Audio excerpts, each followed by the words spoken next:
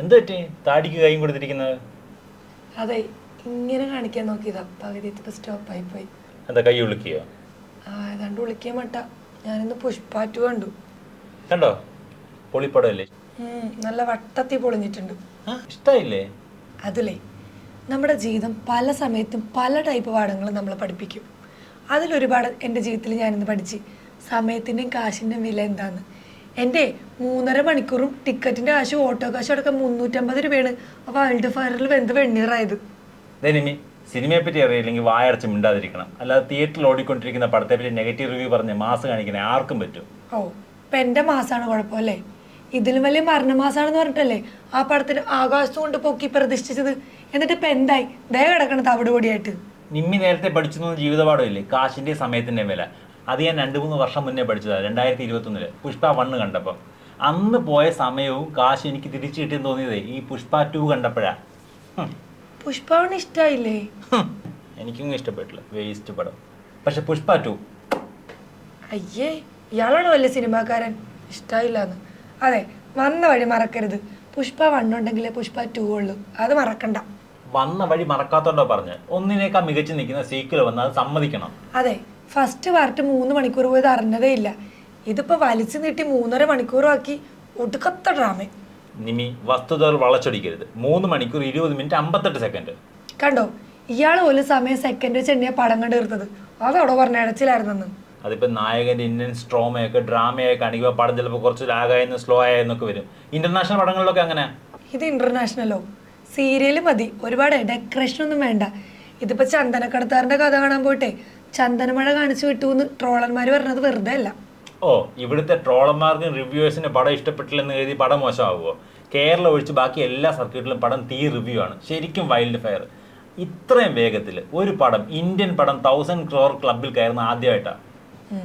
അത് pan Indian പടമാണെന്ന് പറഞ്ഞേ ആൾക്കാരെ പറഞ്ഞ് പറ്റിച്ചോണ്ടല്ലേ? നീ നോക്കിക്കോ, ഈ ആഴ്ചയിൽ ഈ വീക്കെൻഡും പടം സ്ട്രോങ് ആയിട്ട് തന്നെ കണ്ടിന്യൂ ചെയ്യും. എൻ്റെ സിനിമ കാൽക്കുലേഷൻ തെറ്റി ചരിത്രമില്ല. ഈ പടം തിയേറ്ററിൽ 1500 കോടി കളക്ട് ചെയ്യും. ടോട്ടൽ ബിസിനസ് 2000 കോടിയും കിടക്കും. അതെന്തേലും ആവട്ടെ, പക്ഷെ പടം നല്ലതാവണ്ടേ? സിനിമ പടം ആദ്യം തന്നെ കണ്ട് റിവ്യൂ ചെയ്യുന്ന കുറേ റിവ്യൂസിന് പടം ഇഷ്ടപ്പെട്ടില്ലെന്ന് കരുതി എല്ലാവർക്കും അങ്ങനെയാണെന്ന് കരുതരുത്. ആളുകൾക്ക് പല ടേസ്റ്റ് അല്ലേ. വെളുപ്പിന് 4 മണിക്ക് ഓവർ എക്സ്പെക്ടേഷനായി പടം കാണാൻ പോകുന്ന ഫാൻ ഷോയ്ക്ക് കയറുന്ന റിവ്യൂവേഴ്സ്, അവർക്ക് പടത്തിൻ്റെ ഇടയ്ക്ക് ഭാഗത്ത് കുറച്ച് സ്ലോ ആണെങ്കിലോ അല്ലെങ്കിൽ എൻഡിങ് ഇഷ്ടപ്പെട്ടെങ്കിലോ അവർ വിചാരിക്കും അയ്യോ ഇത് കാണാൻ വേണ്ടിയാണോ ഞാൻ ഇങ്ങോട്ട് ഓടി വന്നതെന്ന്. എന്നിട്ട് അവർ റിവ്യൂവിൽ പോയിട്ട് പറയും പടം ഉദ്ദേശിച്ച ലെവലില്ലെന്ന്. എല്ലാ പടവും KGF പോലും എടുക്കാൻ പറ്റത്തില്ല. KGF ആയിട്ടൊന്നും കമ്പയർ ചെയ്യല്ലേ, അതൊക്കെ കൾട്ട് ക്ലാസിക്കാ. അത് തന്നെ ഞാനും പറഞ്ഞത്, കമ്പയർ ചെയ്ത്. പുഷ്പ എന്ന ക്യാരക്ടർ റോക്കി ബായ് അല്ല. പുഷ്പ ചിലപ്പോൾ കരയും, അയാൾക്ക് ആവശ്യമില്ലാത്ത ഈഗോ കാണും, ചിലപ്പോൾ അയാൾക്ക് നമുക്കത് മനസ്സിലാകാത്ത ഇൻസെക്യൂരിറ്റിയും ഇൻഫീരിയോറിറ്റിയും ഒക്കെ കാണും. സ്റ്റേറ്റ് വിറപ്പിക്കുന്ന കൊള്ളക്കാരനാണെങ്കിലേ തന്തയില്ലാത്തവൻ എന്നുള്ള വിളി കേൾക്കുമ്പോൾ ചിലപ്പോൾ അയാൾ തളർന്നിരുന്നു പോകും, ഇമോഷണലാകും. പുഷ്പ പാർട്ട് 1 സിൻഡിക്കേറ്റിന്റെ പീക്കിലെത്തി നിൽക്കുന്ന പുഷ്പയെ തോൽപ്പിക്കാൻ വേണ്ടി ഫഹദിന്റെ ബൻവർ സിംഗ് ഷെക്കാവത്ത് എന്നുള്ള ക്യാരക്ടർ സർനെയിം ഇല്ല എന്നുള്ള കാര്യം പറഞ്ഞാൽ പുള്ളി തോൽപ്പിക്കുന്നത്. അന്ന് പുഷ്പ തലകുനിച്ച് നിന്നപ്പോൾ ഇവിടെ ആർക്കും ഓവർ ഡ്രാമ ചെയ്യാൻ തോന്നിയില്ലേ?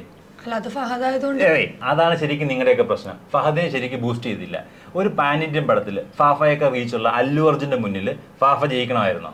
അല്ല, ഒരു വില്ലൻ എന്നൊക്കെ പറയുമ്പോൾ കട്ടയ്ക്ക് നിൽക്കണ്ടേ? അതെ, ഒരു ലെവലിൽ പോലും പുഷ്പ എന്ന ക്യാരക്ടറിനെതിരെ നിൽക്കാൻ പറ്റുന്ന കട്ടക്കെട്ടൊക്കെയുള്ള ക്യാരക്ടറല്ല ഫാഫയുടെ ക്യാരക്ടർ. പുഷ്പ എന്ന് പറയുന്നത് ചിറ്റൂർ ഡിസ്ട്രിക്ട് മൊത്തം അടക്കി ഭരിക്കുന്ന, വേണമെങ്കിൽ ആന്ധ്രാപ്രദേശിന്റെ ഭരണം വരെ മാറ്റാൻ കഴിവുള്ളൊരു അത്രയും പൊളിറ്റിക്കൽ പവറുള്ള ഒരാളാണ്. അത് വെച്ച് നോക്കുമ്പോൾ അയാൾക്ക് SP എന്ന് പറഞ്ഞ ഒന്നുമല്ല. ഫസ്റ്റ് പാർട്ടിൽ പോലും പുഷ്പയെ SP ജയിക്കുന്നത് പുഷ്പയ്ക്ക് പറയാൻ പ്രോപ്പറായിട്ടൊരു കുടുംബം ഇല്ലെന്നുള്ള ഒറ്റ പോയിന്റിൽ പിടിച്ചാണ്. ഫസ്റ്റിൽ ഈ കുടുംബവും ഡ്രാമയൊക്കെ ഉണ്ടായിരുന്നില്ലേ? എങ്കിലും നല്ല മെമ്മറബിൾ മാസ് സീൻസും ഫൈറ്റൊക്കെ ഉണ്ടായിരുന്നില്ലേ? ആ കണ്ണും കെട്ടി കൈയൊക്കെ കെട്ടി കാട്ടിലൂടെ ഓടിക്കുന്ന ഫൈറ്റില്ലേ, അതെന്ത് കിട്ടില്ലായിരുന്നു? പുഷ്പ 2 എന്താ മോശമാണോ?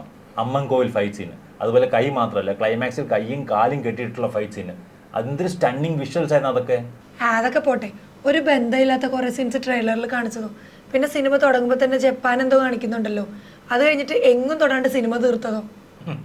തേർഡ് പാർട്ട് വരാനുണ്ടല്ലോ, അതിൽ ഈ മിസ്സിംഗ് ലിങ്ക്സ് എല്ലാം വരും. കഴിഞ്ഞ വർഷം പുഷ്പ 2 അനൗൺസ്മെന്റ് ടീസർ വന്ന് ഓർക്കുന്നുണ്ടോ?